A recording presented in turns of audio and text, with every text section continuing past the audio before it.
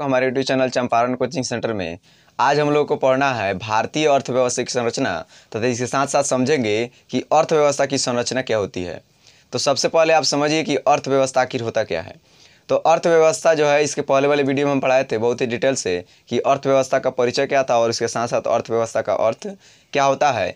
यहाँ पर आप शॉर्ट में समझिए कि अर्थव्यवस्था जो है वो ऐसे चीज़ को कह सकते हैं जहाँ हम काम करते हैं और वहाँ से हमको मनी मिलता है। यानी जिस काम को करने के बाद हमको जो है रुपया पैसा मिलता है और उसके बाद जो है हम उस रुपया पैसा से अपने आवश्यकता की पूर्ति करते हैं, तो वह हमारी अर्थव्यवस्था है। और इसके साथ साथ जो है आज हम इस वीडियो में पढ़ेंगे कि भारतीय अर्थव्यवस्था क्या है। तो भारतीय अर्थव्यवस्था को समझने के लिए सबसे पहले जो है आप एक उदाहरण को समझिए, उसके बाद जो है आपको भारतीय अर्थव्यवस्था बढ़िया से समझ में आ जाएगा। जैसे आप एक विद्यार्थी हैं, आपको सारे सब्जेक्ट्स पढ़ना है, तो सारे सब्जेक्ट तो एक बार नहीं पढ़ा जा सकता है। तो इसके लिए क्या किया जाता है, तो आप रूटीन बना लेते हैं जी 1 घंटा जो है हमको यह सब्जेक्ट पढ़ना है, 1 घंटा यह सब्जेक्ट पढ़ना है। तो इस प्रकार से जो है हम उसको रूटीन बाई यानी घंटे घंटे में बांट करके सभी सब्जेक्ट को पढ़ते हैं। तो उसी प्रकार से जो है भारतीय अर्थव्यवस्था है, क्योंकि भारतीय अर्थव्यवस्था का होने का मतलब भारत में कितने काम हैं और कितने काम को जो है किस किस ढंग से किया जाता है। तो सभी काम को तो हम एक साथ नहीं पढ़ सकते हैं। तो इसलिए किया गया है क्या, तो भारतीय अर्थव्यवस्था को जो है विभाजित कर दिया गया है, यानी उसके खंड कर दिया गया है। तो इस प्रकार से जो है भारतीय अर्थव्यवस्था के 3 खंड किए गए हैं, यानी भारतीय अर्थव्यवस्था को 3 भाग में बांटा गया है, जिसमें जो है प्रथम सेक्टर होता है यानी प्राइमरी सेक्टर यानी प्राथमिक क्षेत्र, और द्वितीय क्षेत्र होता है और उसके बाद तृतीय क्षेत्र होता है। तो इस प्रकार से जो है हम लोग प्रथम क्षेत्र, द्वितीय क्षेत्र और तृतीय क्षेत्र को समझेंगे, और आखिर क्षेत्र क्या है, इसमें कौन कौन से काम आते हैं, इन सबको हम समझेंगे इस वीडियो के माध्यम से। तो चलिए वीडियो का स्टार्ट करते हैं और समझते हैं कि अर्थव्यवस्था की संरचना क्या है। और यह जो हम आपके सामने बोर्ड पर जो बनाए हुए हैं अर्थव्यवस्था की संरचना, यह आपके एनसीईआरटी बुक में जो है दिया हुआ है और बच्चे वहाँ पर समझ नहीं पाते हैं। तो चलिए हम इसको समझते हैं, और इसके साथ साथ आप किताब में भी पढ़ सकते हैं, किताब में भी यह जो है ऐसे ही दिया गया है। तो चलिए वीडियो को स्टार्ट करते हैं और समझते हैं। जैसा कि आपका टॉपिक है यहाँ पर अर्थव्यवस्था की संरचना या ढांचा, यानी संरचना का होने का अर्थ है किसी व्यक्ति का जो है जैसे चित्र बना दिया जाता है या फिर उसके अध्ययन करने के लिए उसको खंड में बांट दिया जाता है, तो वही होता है संरचना। तो इस प्रकार से हम किसके संरचना के बारे में पढ़ेंगे, तो अर्थव्यवस्था की संरचना के बारे में। यानी हमारा टॉपिक मेन है अर्थव्यवस्था और इसके संरचना के बारे में पढ़ना है। तो उसी तरह से इसको इंग्लिश में हम पढ़ सकते हैं स्ट्रक्चर ऑफ इकोनॉमिक, यानी इकोनॉमी की स्ट्रक्चर। अब आप सीधे समझिए एक और यहाँ पर कि कह रहा है अर्थव्यवस्था की संरचना का अर्थ है उत्पादन के क्षेत्रों में विभाजित करना। यानी कहने का अर्थ है, अगर सीधा समझिए तो अर्थव्यवस्था की संरचना का अर्थ होता है कि उसके उत्पादन के जितने भी क्षेत्र हैं, यानी जौन जौन से कार्य हैं हमारे देश में, उन सभी कार्यों को जो है अलग अलग क्षेत्रों में बांट देना, यही कहलाता है हमारा स्ट्रक्चर ऑफ इकोनॉमी, यानी अर्थव्यवस्था की संरचना। अर्थव्यवस्था की संरचना समझिए कि क्या होता है। उसके बाद देखिए अब कह रहा है भारतीय अर्थव्यवस्था की संरचना, यानी structure of the Indian economy, यानी भारत की जो अर्थव्यवस्था है, यानी भारत में कैसी अर्थव्यवस्था है, भारत के अर्थव्यवस्था का हम अध्ययन कैसे करेंगे। अगर हमको भारत के अर्थव्यवस्था का अध्ययन करना होगा तो उसको कितने खंड में बांट कर करेंगे, क्योंकि भारत एक विशाल देश है और इसके साथ ही साथ जो है भारत की अर्थव्यवस्था भी बहुत ही मजबूत है। इसके साथ ही साथ भारत में बहुत सारी अर्थव्यवस्थाएँ हैं, तो सारे अर्थव्यवस्थाओं को एक साथ पढ़ना जो है मुश्किल है, इसलिए उसको जो है खंड बाई करके यानी अलग अलग करके जो है अध्ययन किया जाता है। तो चलिए हम देखते हैं कि भारतीय अर्थव्यवस्था की संरचना क्या है। तो सबसे पहले आपसे पूछा जाएगा भारतीय अर्थव्यवस्था की संरचना को कितने भागों में बांटा गया है, चाहे कितने क्षेत्रों में बांटा गया है या फिर कितने सेक्टर में बांटा गया है। तो भारतीय अर्थव्यवस्था को जो है 3 क्षेत्र में बांटा गया है। एक होता है प्राथमिक क्षेत्र, और दूसरा होता है द्वितीयक क्षेत्र, और तीसरा होता है तृतीयक क्षेत्र।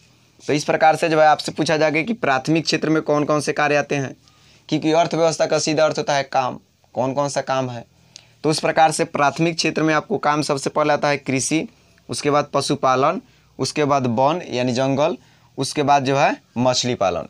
तो इस प्रकार से जो है प्राथमिक क्षेत्र में हमारे कौन कौन से कार्य आते हैं, कृषि, पशुपालन, वन और मछली पालन।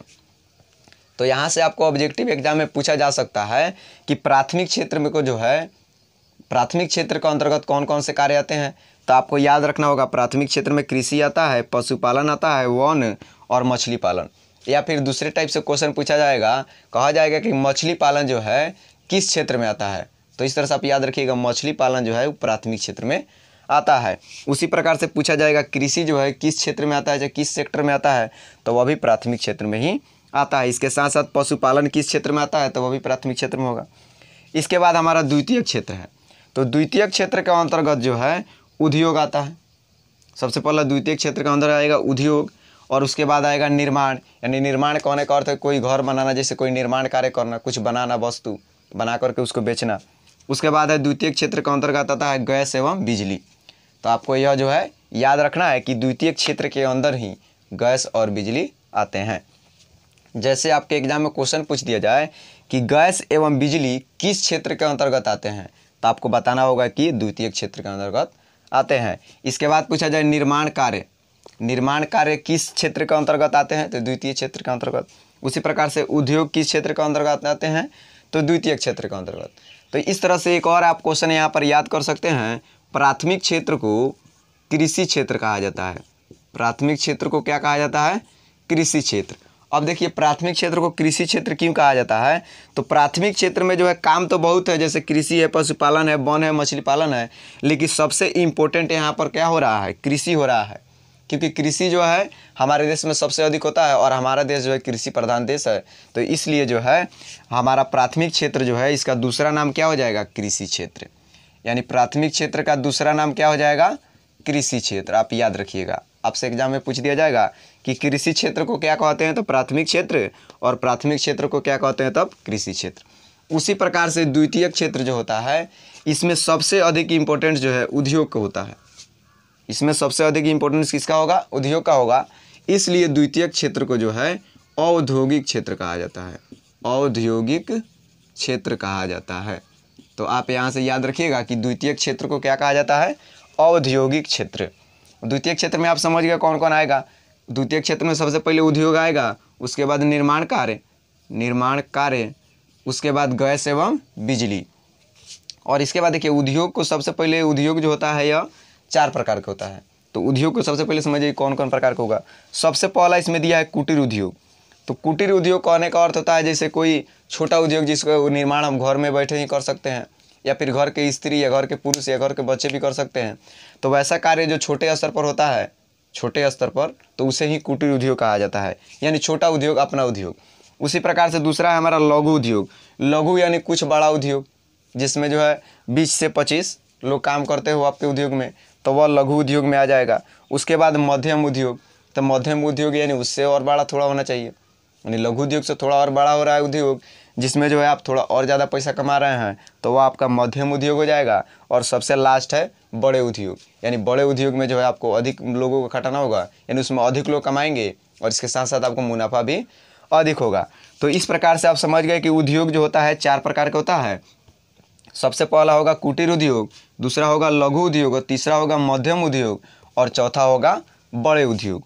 उसी प्रकार से देखिए समझ गए, यहाँ पर द्वितीय क्षेत्र के अंतर्गत आएगा उद्योग, निर्माण कार्य, गैस एवं बिजली। तो हम 2 क्षेत्र को तो पढ़ लिए, प्राथमिक क्षेत्र और द्वितीय क्षेत्र। उसी प्रकार से तृतीय क्षेत्र होता है, क्योंकि क्षेत्र तो 3 होगा हमारा ना भारतीय अर्थव्यवस्था का। भारतीय अर्थव्यवस्था को जो है 3 क्षेत्रों में बांटा जाता है। तो तृतीय क्षेत्र हमारा जो है इसमें देखिए कौन कौन कार्य आएगा। तृतीय क्षेत्र के अंतर्गत आएगा बैंक, परिवहन, संचार। परिवहन आप समझ रहे होंगे, परिवहन कहने का मतलब जैसे गाड़ी, यानी एक जगह से दूसरे जगह जाना है तो इसके लिए सवारी का होना, वही हमारा परिवहन है। यानी जैसे हम यात्रा करते हैं तो उसके लिए सवारी की आवश्यकता है, तो सवारी जो है वह परिवहन के अंतर्गत आता है।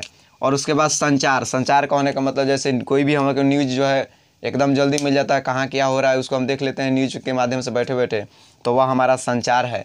उसके बाद व्यापार, तो आप समझ रहे हैं, यानी व्यापार करना, एक सामान, एक जो है जगह से दूसरे जगह से सामान लाना और इसके साथ साथ जो उसको बेचना खरीदना, यही व्यापार है।